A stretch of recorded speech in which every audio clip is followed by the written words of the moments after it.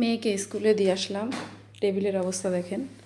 সকালবেলা যখন পড়তে বসে তখন টেবিলে এগুলো সব ছড়িয়ে রাখে, আর ও স্কুলে যাওয়ার পরে আমি ওকে স্কুলে দিয়ে এসে এগুলো গুছাই। তাই যে গুছিয়ে রাখলাম। গোছানোর পরে যাব সিঙ্কের দিকে।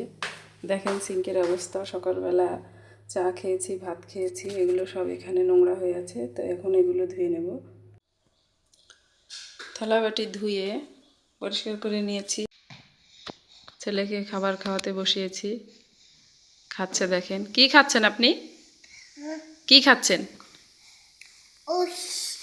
ভালো, ওটস ভালো।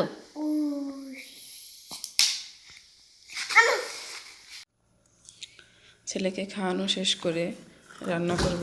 ফ্রিজ থেকে মাছ বের করতেছি।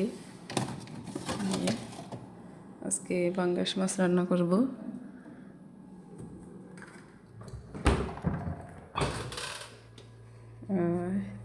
এখান থেকে সবজি নিয়ে নিচ্ছি।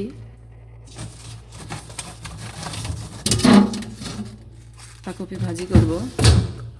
মাছগুলো ভিজিয়ে দিলাম। আসসালামু আলাইকুম, কেমন আছেন আপনারা সবাই? আশা করি ভালো আছেন। আল্লাহর রহমতে আমিও ভালো আছি। নতুন একটি ভিডিও নিয়ে আসলাম। আজকে রান্না করছি পাতাকপি দিয়ে, চিংড়ি মাছ দিয়ে ভাজি করব আর মাছ রান্না করব। তো প্রথমে চিংড়ি মাছ আর ঝাল পেঁয়াজগুলো ভেজে নিচ্ছি। ঝাল পেঁয়াজ ভাজা হয়ে গেছে। তো সিদ্ধ করে রেখেছি পাতাকপি আর আলু। এখন পাতাকপি আর আলু দিয়ে দেবো।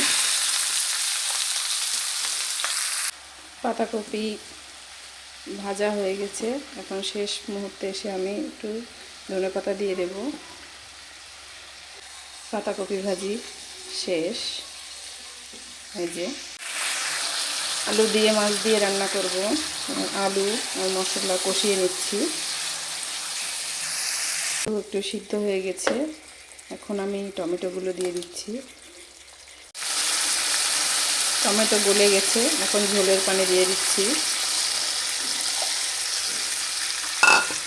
ঝোল ফুটে উঠেছে। এখন ধনিয়া পাতা দিয়ে দিচ্ছি।